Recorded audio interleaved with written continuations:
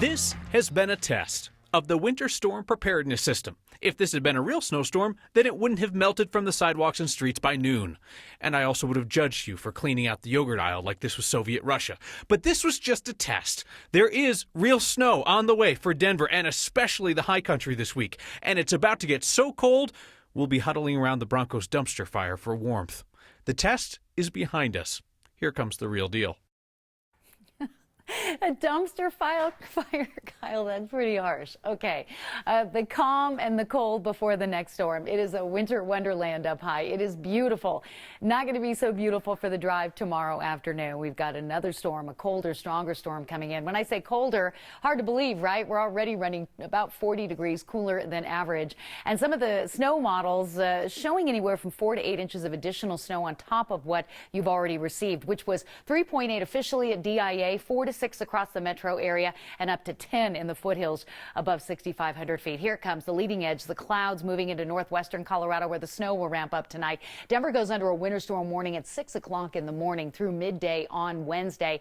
The heaviest snow will fall from noon tomorrow through probably Wednesday morning, making for tomorrow night's evening commute the toughest go. But with another half a foot of snow coming in on top of what you already have, get ready, feeling like winter and fall. Calm, cold, dry tonight, low 10. Tomorrow, we're hoping to eke out the morning drive for the snow really ramps up. High of 20, low of 3, 4 to 8 inches of snow in Denver. Snow winds down midday Wednesday. A record low Thursday morning, -2, 38 for Halloween, and then a warming trend into the weekend. So right now, yes, Halloween does not look all that scary, but that is a chilly forecast, Kyle. 38 degrees. Thank you, Kathy. If you watch this program, I know a few things about you. You have good taste. You're intelligent. You don't need us telling you how to drive in the snow. But be honest, when you see some jabroni turn his car into a Zamboni and slide across the ice, do you look to see the license plate? See if it's out of state? Yeah, I do the same thing.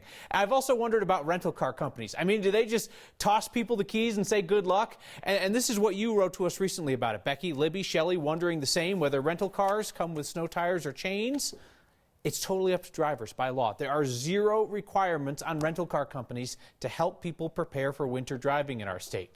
Now, a number of rental car companies that we called today told us they have all-season tires on their car. They don't have snow tires. So right now, somebody who's renting during one of the snowstorms that triggers Colorado's tough new traction law, it's up to them to pay for the upgrade to the four-wheel drive that complies with the law. Buses and light rail were looking like awfully good options on this snowy day. But with RTD about as reliable as a teenager with a list of chores, you cannot blame riders for being skittish because RTD's been canceling routes due to staffing shortages. Today, our Marshall Zellinger learned about a temporary plan that could prevent RTD's proposed significant service cuts. Our first order of business is to hear from the Regional Transportation District. On a day when weather was the kind where you want someone else to drive, the key to retention is going to be if we're able to reduce the overtime. RTD General Manager Dave Genova and Board Chair Doug Tisdale answered questions from the state legislature because it was a state legislature that created RTD 50 years ago. What is the strategy to get from point A to point B, from where we are now to where we're actually fully staffed? Some of them that we're talking about most recently is working with organizations that provide temporary personnel. Temporary bus drivers, temporary light rail operators, temps. They're people that have former transit experience, so they've already operated in a transit environment, either buses or trains. We'd have to develop a program to where we'd have a great level of comfort of anybody operating our equipment and operating on our system. But what about full-time operators? Republican Senator Kevin Priola had an interesting question about who can and cannot apply. You mentioned the shortage, and I've talked to other folks in industry that they say the requirement of having a drug test policy is a huge barrier. RTD operators are drug tested pre-employment, randomly, for cause, and after an accident. Federal law requires anyone in transportation, from a pilot to a bus driver, to pass a drug test. And that includes being clean from marijuana. We believe there is an impact there. What the hard thing for us, though, is it's hard to measure that because we don't know how many people are not applying for jobs because they will not be able to pass a drug test. For an industry that deals with potholes, I did not expect to hear about pot today. As RTD tries to hire more people, it is considering route cuts temporarily. But we heard today, before any cuts are official, the communities involved would be part of a conversation. And Kyle, the RTD board plans to make sure that any cuts that happen come with an end date. Whether RTD is ready or not, they will be done. Okay, you got to bring these routes back, even if you cut them here. Yeah, people want that reliability. They want that certainty. And on a day like today, honestly, you want to just sit your backside on a bus or on a train and let somebody else do the dirty work. And it worked, at least for one person that the RTD general manager pointed out. He got a tweet from today. Of all the negative tweets, if they're out there, he saw this one. I got to work at my usual time and had, that says great bus rides. Great bus rides. 3 transfers. Started in Federal Heights, transferred to Broadway, and got to work somehow on time, beating all the other people in their cars and the out-of-state license plates that didn't get to work on time. The head of RTD didn't sit there at the Capitol and read mean tweets, did he? Just the nice one? Just the one. Just the nice one. Okay, yeah, that's what I thought. All right, thank you, Marshall. Well, I think we figured out why a Canadian company wants to buy E470. It's because traffic on that toll road is expected to double by 2040. So cha-ching for the Canadians. The guy running E470 told state legislators today they're going to keep their road and all of that money. This Canadian company, Rotis, came out of the blue in June with an unsolicited offer to buy E470. They offered to pay off the existing debt and in doing so freeze toll rates for all of us, apart from cost of living increases. E470's executive director says the deal is not as sweet as it sounds.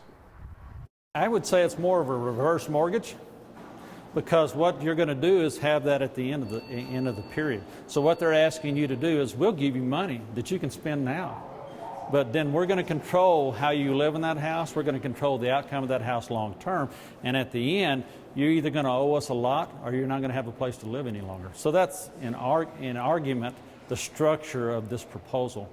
It's controlling the outcome of fees charged, controlling the outcome of services provided, controlling the way it's governed. That's the offering of the $8.8 billion price tag that's out there. But other than that, it's a good plan. I don't know. The 8 cities and counties that have a piece of 470 still get to talk this over if they want. The Canadians went to Aurora City Council first, so they'll chew it over at their meeting tonight. Denver City Council's half-thought-out plan to close the city's halfway houses is beginning to play out now. You remember this. Progressive council members don't like the idea of for-profit detention centers. They want the city or nonprofits running the halfway houses. So they yanked all these contracts back in August without a plan to replace the for-profit companies and had to kind of walk that back to keep them in business. Well, the Williams Street Center in City Park West, that closed last week. It was run by GEO Group, the same company that runs the immigration detention facility that's so controversial in Aurora. Denver Public Safety says half of the 65 people at that first halfway house have been transferred to other centers. The other half are listed as non-residential, which means that they could be released on parole or perhaps they've been reincarcerated. Denver is now looking at buying another one of the halfway houses, the Thule House Reentry Center, second facility owned by that GEO group that's set to close this year. Money for the city to run it would come from the city's general fund, would need city council approval. They'd close the center, then bring in some other group to run it on behalf of the city. Democratic Governor Jared Polis has been taking heat from Republicans in our state for creating 2 new state offices in his first term. His spokesman didn't help things by pressuring 2 small-town newspapers to take down an article about that. But Governor Polis has absolutely nothing on Denver Mayor Michael Hancock. Now, he's had 8 years in office, but he has 13 new departments and offices to show for it. A lot of Mayor Hancock's new offices are alphabet soup. Hope you're hungry. The Office of Hope, Housing and Opportunities for People Everywhere, not to be confused with the Office of Housing Stability, and the Office of Sustainability, different abilities. The Office of the National Western Center, the Department of Transportation and Infrastructure. Voters right now are being asked to approve that one. The Office of Behavioral Health Strategies, and Office of Climate Action, Sustainability and Resiliency. Office of Performance-Based Infrastructure, Office of Marijuana Policy, Office of Special Events, which seems like it might overlap with marijuana policy depending on how you party, the Office of Municipal Public Defender, and Office of Equity and Social Innovation, and Peak Academy. At least one of you probably noticed that that was the state capitol and not City Hall there in the background. We regret the error. The mayor's office says 8 of the 13 offices were funded at least in part by new revenue. And that latest office, Housing Stability, it opened just last week. Our next question comes from a viewer named Don. Don's lived here nearly 40 years and wonders why downtown Denver is askew when a lot of the rest of the city is laid out on a grid. Don, we've reached out to our friends in the Western History Department at the Denver Public Library, and they tell us the answer dates to 1964, when a congressional grant set the boundaries for the city. The original layout called for a northeast orientation. Then some developers, Henry C. Brown Palace, Capitol Hill, and John Evans, who developed the areas south of West Colfax and west of Broadway, those two guys changed the direction. They set things up on an east-west grid, which was believed to be more efficient at the time. So then Colfax made things freaky as well. 1865, Congressman Schuyler Colfax, later Vice President under Grant, he came to Denver and he offered to support our territory's statehood if we would name a street after him. He wanted the street to be entered from the east and stretch to the border of the land grant that was named after him. He liked things named after him. So Colfax also follows the east-west grid. Most often when we talk about scams, they're going after seasoned citizens. Not this time. They can be convincing because they know the students know that they do have student loans. And it's time to rethink the kids' Halloween costume. We are going to be below freezing for days. This is suddenly a really smart idea. Next.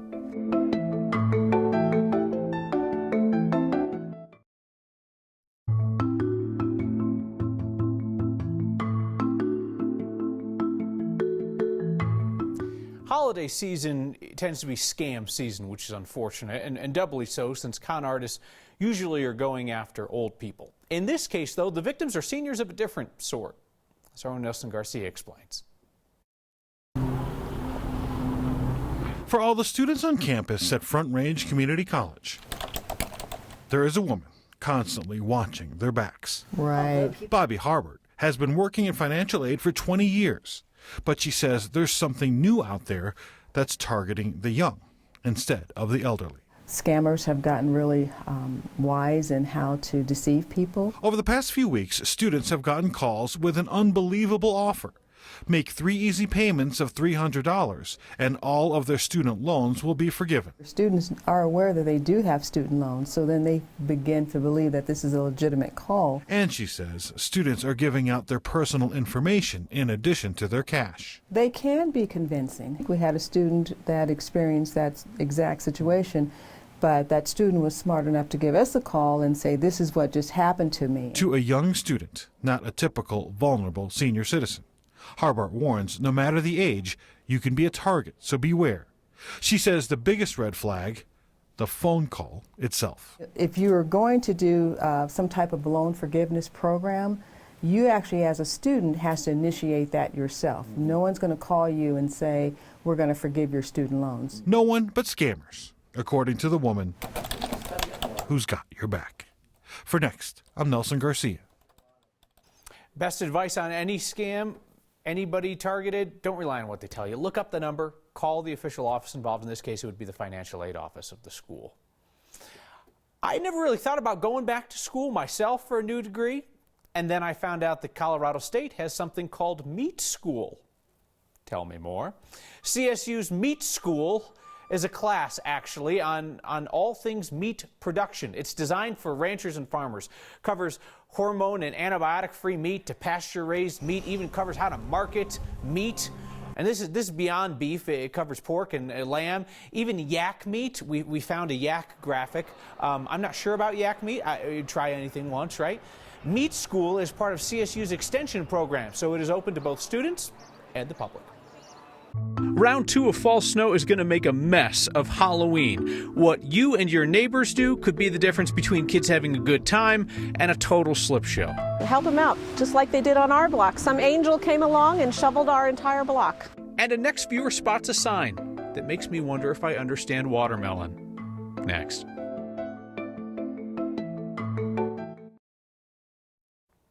The most Colorado thing we've seen today is the first of a few Halloween costumes I bet we'll feature this week. It was a fur coat originally meant for a werewolf costume, but 9-year-old Oliver thought it would make for a better Pat Bolin. As Mom Stephanie shared this photo of her son at Mr. B statue outside the stadium over the weekend. Stephanie said her son is a big Broncos fan, and he was the one who asked to dress up as Mr. B in his memory. Kid knows that old picture, that old video. That's pretty cool. All right, what's the most Colorado thing you've seen today? Yeah, we'll take costumes this week, but they got to be really, really good, okay? Email next@9news.com or use the hashtag #HeyNext. Oliver's fur coat, which I assume is faux fur, don't at me. That coat is going to be looking real good on a freezing Halloween night. Obviously, everybody wants the kids to have a safe trek around town that evening, which is why our Byron Reed found some good neighbors, asking everyone to be good neighbors.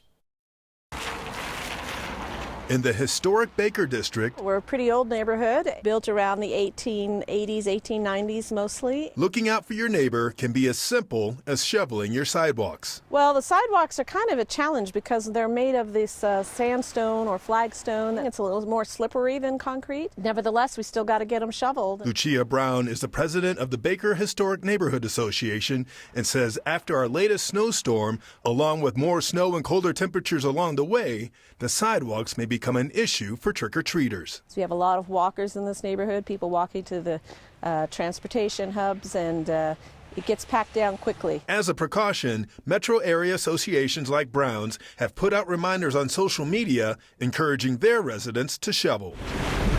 It's a safeguard the city will be out enforcing. We have about 14 inspectors that will be out all week monitoring the sidewalks in and around Denver. Amanda Watson is a spokesperson for the city's Community Planning and Development Department and says the inspectors will be making sure sidewalks and accessible ramps are clear after it snows. So businesses have 4 hours to shovel, 24 hours after the snow stops for residents. Weeks like this where the snow keeps kind of coming throughout the days, we just encourage you to shovel frequently so that there isn't any ice accumulation on those sidewalks. Words of encouragement for this historic neighborhood, Being prepared and keeping it clear for the little hobgoblins. reminding its residents to be a good neighbor in time for Halloween. Well, I just hope that the sidewalks are as clear as possible and that we have lots of jack-o'-lanterns lit and lots of kids coming around. For Next, Can't wait to see it every year. I'm Byron Reed.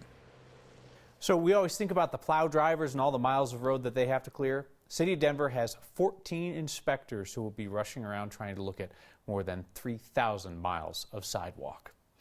Do you like your watermelon boneless? I did not know that that was a thing, but one of you saw a sign for it. Perhaps boneless watermelon goes well with yak. You have some feedback on that as well. Next.